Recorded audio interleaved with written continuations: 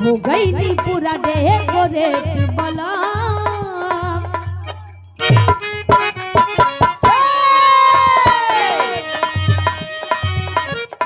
कहे मेहरारू अरे हो गई नी पूरा डेकोरेट बला करिया ऊपर नीचे सेट बला करिया ऊपर नीचे सेट बला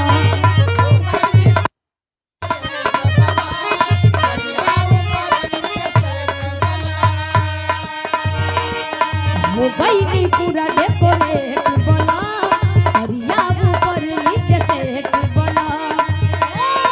तेरी तेरी सर के अक्षरा आई ना पीली बाती अड़ जाई तेरी तेरी सर के अक्षरा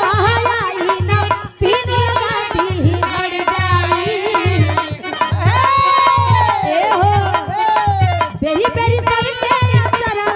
आई ना पीली बाती अड़ जाई मादा कहलस का अरे सड़िया पो हां सड़िया पो अरे सड़िया पो डाल नजरिया तो सड़िया फिर से पहिरे के पड़ जाई ऐसे ना उनका जवाब दो बड़ा ही लगला कमर तो उनका जनाइल है कि हार्वेस्टर के पुल्ली है नहीं ठीक है वो बड़ा कुछ कहबो की ना तब हमहू कहीं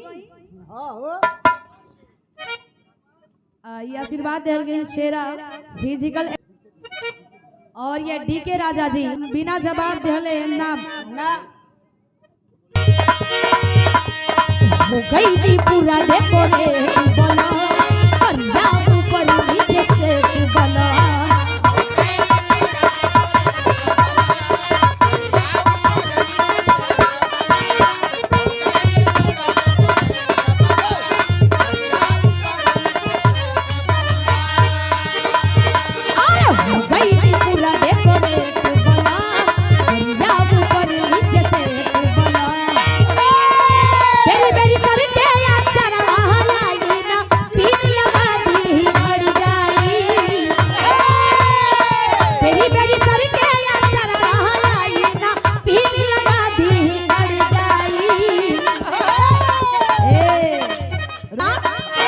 तेरी मेरी सर के अक्षरा आई ना पीली लगा दी अड़ जाई ए हो तेरी मेरी सर के अक्षरा आई ना पीली लगा दी अड़ जाई तब कहता अरे सड़िया पा हां सड़िया पा अरे सड़िया पा डाल नजरिया तो सड़ी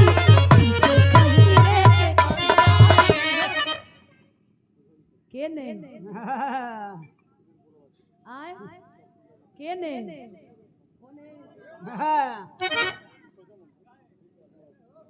कहे का बेरी बेरी सर के अक्षरा आई ना पीली लगा दी अड़ जाई बेरी बेरी सर के अक्षरा आई ना पीली लगा दी अड़ जाई कहे का अरे सड़िया पा अरे सड़िया पा अरे सड़िया पा डाल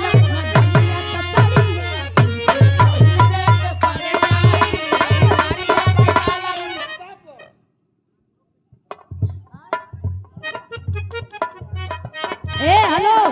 कौन लड़की कहलस